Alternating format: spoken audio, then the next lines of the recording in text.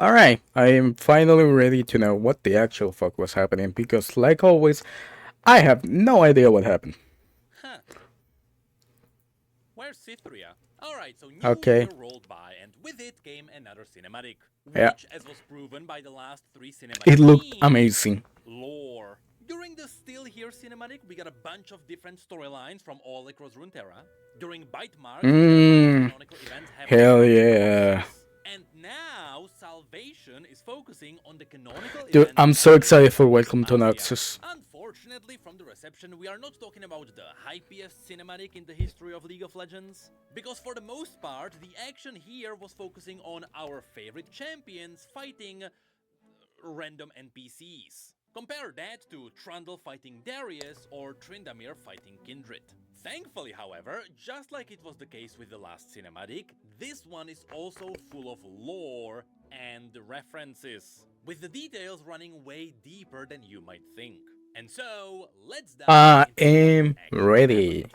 This cinematic is split into 4 scenes. First, we have the mysterious lady on a horse. Then there is Sona fighting the darkness, Yeah, oh, that's Garen her name. fighting Okay, Noxian assassins, yeah. and Quinn and Shyvana fighting a dragon. I'll Mmm, be honest, this is a pretty good assortment of Demacians, and while it is said the dragon shit with the coolest, and the thing I wanna know the most is why this guy didn't kill the guy at the end.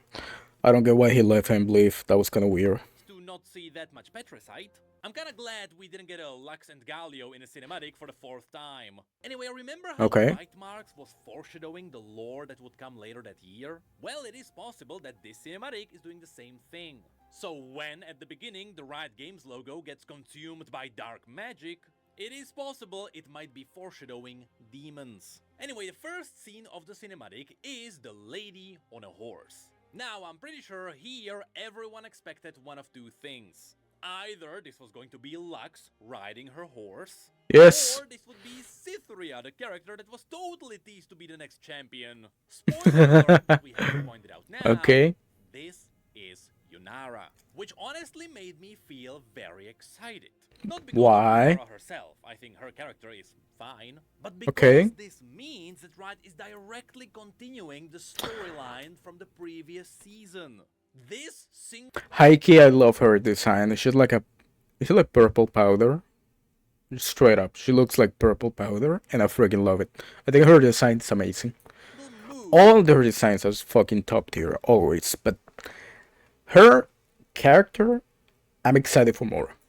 is what makes this universe feel alive. Anyway, back to the initial shot.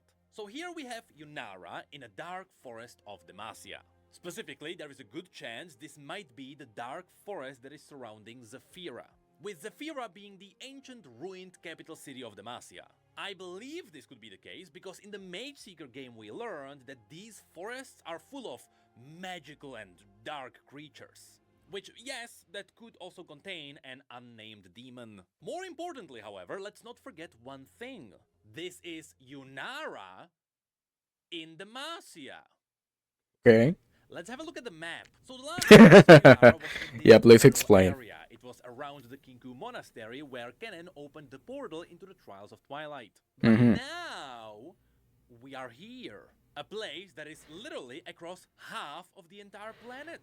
Because while this is Nice. literally across the entire official map, let's not forget there is the other side of Runeterra, which is where Kamavor is. So it had to take Yunara months to get here. Unless, because she is Kingu, Ooh. with the help of Kennen, she opened some portals and took a shortcut through the spirit realm. So just know that regardless, Yunara was on quite a journey. Was she to take the traditional means of traveling, she would have to go through Noxus and all the contested areas. Anyway, the last thing we can point out here is the introduction of the blue hues in the forest. Once again, this is nothing special for the dark woods of Demacia. There are simply magical things happening here all the time.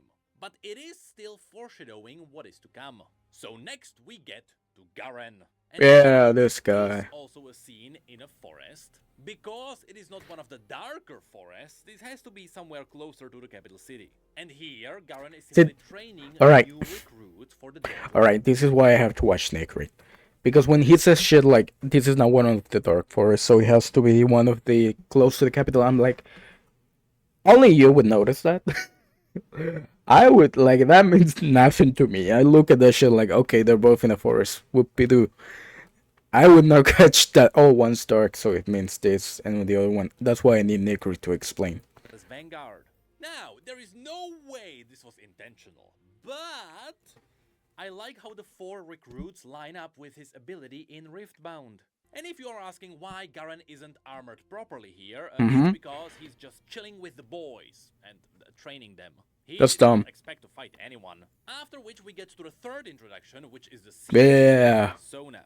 This one gets introduced with the statue of Morgana, aka the Veiled Lady. Yes, this is referencing the God upcoming season damn. for League of Legends, but God damn. That's a. God damn. Holy shit.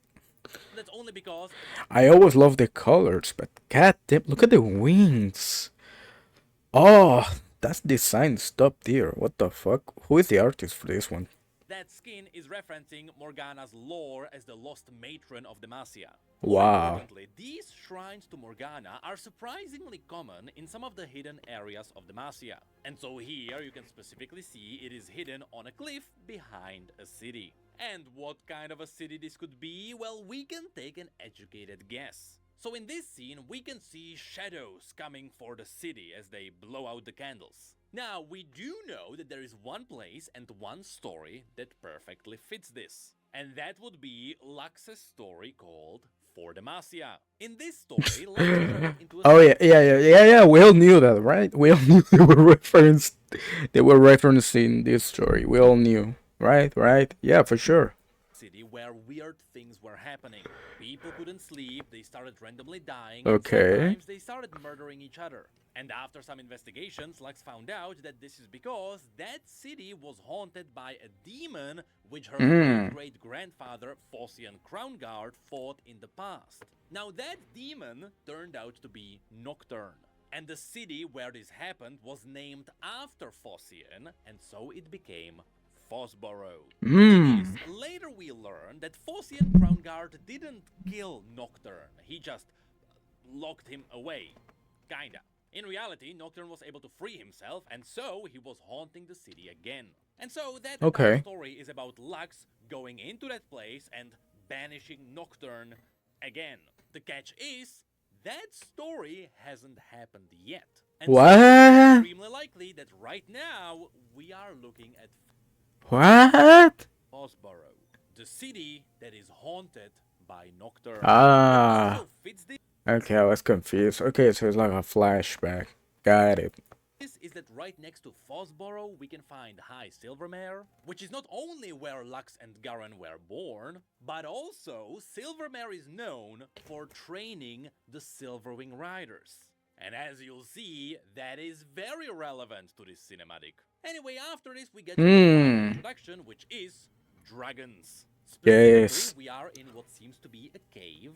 I'm With excited for the cave, there is dragons. a good chance this might be part of the petricite forest. That is because the petricite trees simply behave like rocks, and Hmm. because they are so incredibly massive, there is a good chance that this cave is actually inside one of the giant trees. But again, it could be just a cave. The more important part is that this is a petricite quarry. You can see how the slabs of petricite are cut into this place. So, the Marcians simply harvest petricite here. And the dragon that is also present here was having none of it. Now, what kind of a dragon this could be? Well, we'll get into that a little bit later. So next, we actually go back to Yunara in the Dark Forest, where her horse was startled by something stalking her from the shadows. And it turns out this is just bunch of demonic stags. Truth be told, we don't Ooh. actually know what these are. I thought I saw them somewhere before, and then I realized it was the Drustvar from World of Warcraft. But what we do know is that these woods are full of the Demacian stags. And so, should there be a bit of a demonic situation happening here, there is a good Okay. chance these would be demon-infested Demacian stags. And why are they Hmm. chasing Yunara? Well, it is likely because they can sense a magical item in her possession. But this then goes back to Garen. who just got ambushed by red magic. Now, from this scene, it almost looks like one of the recruits was a spy and that Garen was hit by one of his own. But as you'll see, the magic actually came from outside of their group. In fact, there is a lot more assassins incoming. For now, just notice one thing. While this is a very Noxian looking red magic, it is different from the sharp chains and the shard-like magic of LeBlanc. And again, Mm-hmm. we'll get into that in a second. Although you can notice that the red magic already started forming chains around Garen, which could be a reference to the root of a totally different champion. Anyway, Yeah, next we go him. back to Fosborough, where the shadows started claiming the citizens. The darkness started creeping in from the sides, and then we get to the coolest moment in this entire cinematic. Okay. Gather around Oh a yeah, that was single cool. I okay, that was cool. I completely disagree. I think the dragon shit was the coolest stuff. ward. Yes, while this is a good old ward of League of Legends, it is also a Oh. ward against the darkness in Demacia. Right? It is a ward against the darkness. Kind of like a fog of war. Yeah, I don't play the game. I have no idea. Like I tried playing the game twice. Once after Arcane Season 1 came out, and then I tried it again after Season 2, and I cannot get into it. It sucks, bro. It sucks. Community doesn't help. I don't know who thought of this, but this is genius. It is such a good way to give a classic item some proper lore. And so now we know that the simple ward is actually a Demacian item. And because it is a ward, of course, the one gathering around it is none other than Sona, a support. So quick catching up on Sona's lore. Sona is a mage from Ionia. Yeah, please But after explain. Noxus invaded that place, Demacians actually came in and they started rescuing some of the impacted Ionians. And so eventually, the Demacians also saved Sona and brought it into Demacia. There, she got adopted by the Bavel family. Oh, he looks cool. A royal family. And that is because they knew that she was a mage, and so the only way to protect her was to keep her in a high-ranking house. All hail hypocrisy. And so in this scene, because she is a mage, you can see Sona using the Etva, which is a special instrument which she can use to channel magic. Now back to Yunara. In this scene, she kept running away from the demonic deer and she managed to get out of the forest. And that's kinda it. Though I do appreciate the change from the dark and blue of the forest into the bright and red of the field filled with poppies. Is that a reference to Poppy? You tell me. But then we quickly go back to Garen, who is now bound by the red magic. And again, you can see that there are differences from LeBlanc's magic. And that is because the assassins who jumped Garen here are likely not the Black Rose. Instead, it is more likely that these are linked to the House Dukuto and more importantly, Swain. This is because in the present Okay. day of this cinematic, Swain should be sending Katarina into Demacia to kill King Jarvan III. That is because that's what kickstarts the Mage Rebellion, and the Mage Rebellion has not started yet. So here, it is far more likely that we are talking about Noxians who are under Swain's command. Swain, of course, Okay. is the main rival of the Black Rose. See, this is why I was so fucking lost when I saw the cinematic. Because how the fuck was I supposed to know any of this? Like, seriously, I had no idea about any of this backstory. Every time these assassins slash, Do any of you who actually play the game, like, do you guys know this lore? Or do you guys need it to be... Do you guys need Necrit to explain it as well? Because he's using, like, stories and supplementary comics and stuff, so I'm guessing even you guys, some of you have to be confused. you can see they unleash red magic, and that's because they are likely using the same blood-bound daggers which Katarina got as well. And yes, based on the armor alone, it is definitely clear these are Noxians. I saw some people speculating that this could be the Order of Shadow. Do I have to point at the map again? But then we get back to the dragon, where we can see what seems to be the exit of this place. And as the dragon comes in, it is attacked by another dragon, which of course we know is the new Shyvana after her ASU. This immediately made me think, damn, she's fighting Yiva, her mother. But that is likely not the case, because of some pretty big reasons. Before that, Shyvana first gets knocked out of her dragon form. Then we quickly go back to Yunara riding across the field. Garen is struggling against the chains. And that's because all of these are set up for the payoff. So first, Garen breaks the chains, he jumps out of the water, and he literally mauls the first assassin into the ground. He then picks up his sword, he charges through magic, and Like he a finishes badass. down. This is all in reference to Garen activating his Q in the game. The rest of the combo will follow after this. But first, back at the cave, the dragon ignores Shyvana and goes for the Demacians. So Shyvana has to taunt it to bring the dragon's attention back to her. Unfortunately, that is not Shyvana's ability in the game. And here I have to say that Shyvana's human form looks really good. This is a proper half dragon. Though more importantly, as the two line up for a cool shot, we have to talk about the That is a badass so, shot. the reason why this could be Yiva, which is Shyvana's mother, is simple. The horns pretty much line up on both of the characters. But that's Alright, where alright. this argument Alright, ends. hold up. On the other side, you have a lot Alright, hold up. God fucking damn it. Necrit, I came here for you to explain the cinematics. When you say stuff like, oh, that's Shyvana's mother, I don't know who Shyvana is. Like, please explain first. Don't assume, oh, everyone knows who Shyvana is. I have no idea. I have no fucking idea. If you made a video on her lore, maybe I would check it out, but I have no fucking idea. I am as lost as I was before.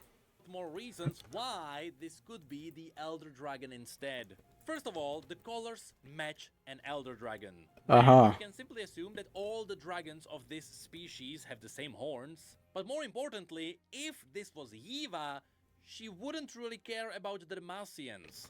At this point, if she was this close to her daughter, she would only be focusing on her. Shyvana wouldn't need to taunt her to get her attention. So it is far more likely that this is the Elder Dragon which was plaguing the woods of Demacia for many years. And Shyvana was— Dude, come on. You will explain the lore of the undead guy 15 billion times every time you mention him in a video. But for Shyvana, you're like, you already know this, right? I don't have to explain. Like, yeah, fuck it, Elder Dragon. You know what I'm talking about? No idea. That's why I'm here. I'm here for you to explain. What the fuck? simply here to protect her fellow Demacians. Also, Shyvana gets saved by Gwyn and Valor. If you've seen Shyvana's lore, No. then you would know that No. she would be fighting her mother with Jarvan beside her. It simply wouldn't line up. Speaking of which, we have to mention one thing. Oh my fucking god. Who is Jarvan now? Who is Jarvan? Now I'm even more lost. Gwyn's crossbow is not really a crossbow. It is Okay. a fully automatic bolt gun. Nice. Pretty cool. Yeah. Anyway, back at the Garen scene, we can see all the assassins running after they killed all the recruits. So Garen picks up the tag of one of the assassins because he is honorable, and he charges for the rest. Now back at Fosborough, we can see Sona casting light through her magic. Now yes, remember that most of the Demacians still hate magic, but not in this situation. And here, the pulsing is either a reference to Sona's healing aura, or it is actually near identical to her ultimate from Wild Rift. Then we get a quick reminder that Yunara is still running, and then we get back to the draconic fight, where Gwyn is trying to do damage. The dragon tries to burn her in response, but Gwyn gets saved by Shyvana in one of the coolest shots of this entire cinematic. This one really got me hyped for the MMO. And yes, the dragon form also looks amazing. I can't Yeah. convince you. But then, back to Garen. Here we can see that he actually threw his blade. I don't think he can do that in the game. And the blade pins an assassin to a tree. He then picks it up and the tags because he is honorable. Sona is then seen warding off the darkness. And finally, Yunara gets knocked off her horse, revealing that it is Yunara, and that she is carrying the Spear of Xinjiao. And here we have to talk about a thing. Okay. So the spear is purple, but normally it was blue. That is how it was shown in the last cinematic with Zahen. And I assume that it is now purple because either it is just reacting to Yunara's magic, that is simply Probably. how Ionian things work, but also for the cinematic purposes, it wouldn't be a good idea to have blue demons on one side, but also have the hero carry a blue weapon. You do want to have some kind of contrast in the colors. Although, there is also a wild move that Riot could make here. We all know that Xin Zhao is dead. His spirit literally disintegrated into nothingness inside Zahen. So he is truly just gone. But what if the entire setup with the wild blooms was not for nothing? And what if they actually happen to use the wild blooms, which happen every spirit blossom? And what if after Xinjiao died, his spirit was actually transported into one of the spirit blooms? After which his spirit could be put back into the spear. Hey, I don't think that's what's happening here, and I hope that is not what's happening here. I think Xinjiao truly has to stay dead for his story to have an impact. If Riot now says, hey, Xinjiao is actually alive inside the spear the entire time, it's not gonna have the same impact. But I hate to say it, but Riot still has a way to make this work. Anyway, the point here is that Yunara traveled all the way to Demacia to let the king know that Xin Zhao died, as well as to bring him home. Even though his home is technically Ionia, but you know what I mean. Then, in the draconic fight, Quinn jumps onto Shyvana's back, and together they try and lead the dragon away. Yunara then activates her movement speed, which is literally her ability in the game. You can even see her purple steps in the next shot. Garen then finally starts spinning to kill the next two assassins, and he also tanks another spell with his W. Back at Fosborough, we can see a child get claimed by the shadows. Honestly, this could be a reference to Nocturne claiming the child of the mayor of that city, after which he essentially used that body as a vessel for the horror. But Sona then casts a spell and cleanses it. Then Yunara arrives at the Demacian city, where she is met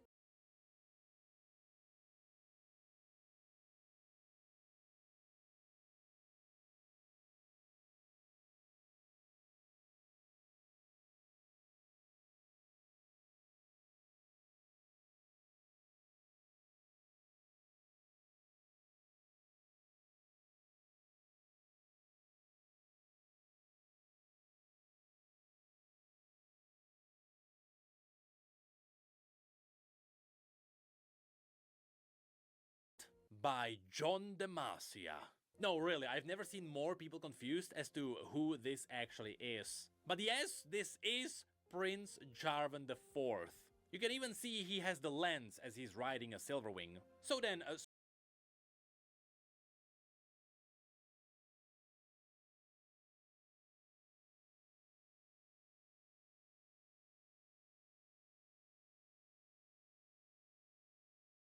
Sona blows away the shadows, Garen gets ready for his ultimate, and we get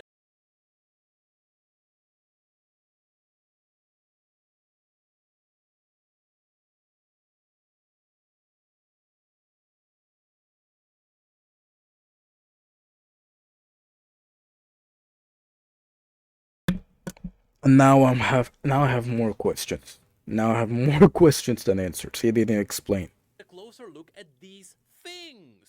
I still have no The title is a lie. This cinematic was not explained. You didn't explain shit. idea what these are. The dragon then successfully gets trapped inside the cave, which reveals what was their plan the entire time. When the dragon was looking at the Demacians and Shyvana taunted it away, she actually wanted to give the Demacians time to escape. After which they flew out and they sealed the cave behind them.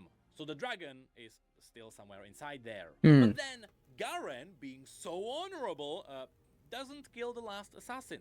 Okay. After which he threw all the other tags at him and let him go. This could be because of one of two reasons. Either he let him go back to Noxus to carry a message, or it is because the Marcians are always about the second chances. If they get attacked, they always give the enemy a chance to join. Nah. I mean, that is literally how Xin Zhao became a Demacian. It was Jar.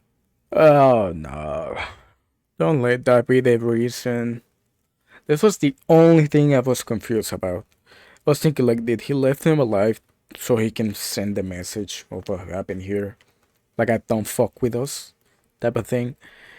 If he's leaving him alive because second chances, that is so stupid. I hate that. That is so stupid. Jarvan, who actually gave him the chance after Xin Zhao fought for Noxus. But then Ugh. back at Yunara, we can see Jarvan pulling off his ultimate as he cataclysms the deer, and everything then calms down. We can see Quinn and Shyvana recollect themselves after sealing the dragon. We can see the assassin didn't take the tags and he just fled away, which showed us that Noxians have completely different customs. Speaking of which, Garen did give the recruits proper burial. Sona is then happy to see the locals safe. And we get to the final scene of the cinematic, which is covered in references. So first of all, let's tackle Yunara's side. Yunara arrived here after Xin Zhao died and after she just reunited with Zahen. Now, Zahen is an ascended warrior of Shurima whose original form was referencing the Silverwing Raptors. So it is cool to see that after arriving in Demacia, Yunara gets to see another Silverwing. Then Yunara presents Jarvan with the broken. This means nothing to me. This means nothing to me. Necri usually explains what that means, but here I am like, what? Silver Wings, what is that? Spear of Xin Zhao, which is a direct reference to Yunara presenting the I, broken. I need a I need a Necris video explained. I need someone to explain Necris video because I did not get it. Spear to Xin Zhao himself before. This is before it was repaired for the Trials of Twilight. But now the same spear is used to mourn his death. And when Jarvan accepts it, he shows no remorse, he's just a Chad. Now here's where we can also mention a couple of things. First of all, now it is obvious that the golden shield on the Summoner's Rift is actually Jarvan's sigil. Not only can it also be seen on his seal, but you can see it on his armor. But this scene also kinda confirms that there is a big retcon happening, because for the events of the Mage Seeker, Xin Zhao was supposed to be there in Demacia for the death of King Jarvan III. But now it is confirmed that he is dead and that Prince Jarvan knows that he died. Truth be told, Xin Zhao not being there is not gonna change anything in the story, it's kinda like a detail. But what is scary is that even if this gets retconned, Riot can still make it work. And they can make it work if it turns out that this is not Jarvan. What if this is LeBlanc? You see, she already imitated Jarvan multiple times before, and so what if this is LeBlanc pretending to be Jarvan, accepting the message that Xin Zhao died, after which she sees Yunara in her room and she pretends to be Xin Zhao. From that point on, Xin Zhao's story could continue as it did before, except now it was LeBlanc the entire time. I do believe that there would be a little bit too much of LeBlanc in our day-to-day story. However, Riot can still make it work. Which is where we get to one last thing. In the background of the final scene, you can hear bells. There are some people who believe that this could be King Jarvan III dying, but I do believe it would be a little bit too early for that. Not to mention, Jarvan is supposed to be in the capital city fighting Silas as his father is dying, so it simply wouldn't line up. Instead, it is just the noon, so Demacia is signaling the noon, and it just happens to line up with Xin Zhao dying, so it is also signaling his death. Which also made me realize there is technically no proof that this is the capital city of Demacia. If anything, the design more closely resembles High Silvermere, which again is where the Silverwing Riders are from. So it makes sense. But that is it for the cinematic. I have to say, this was a really good cinematic full of some really good lore. Yes. I kinda like how It was badass, it was cool. I am more confused now. I had hopes that Necri was gonna explain it, but now I'm more confused. So, yikes. the logo of League of Legends at the end gets dispelled I guess I would check out the lore for the other characters because there's so many I haven't done. by Sona's magic, as it got consumed by darkness at the beginning. But overall, I would say it wasn't as hypey as the other ones. And that is because, again, while this was a really good introduction for Demacia, and I still think this entire cinematic was really good, it was missing some of the hypier battles or something. Again, it was our favorite Demacian heroes fighting no-named characters. And I can't believe I thought the dragons were cool as fuck. if they didn't even show Nocturne, if that was Nocturne. Though I will say I still love the fact that this is continuing the storyline from before, which truly makes this feel like a living, breathing world. And I do believe Riot is totally doing all of that for one simple reason. They are setting up the MMO once again.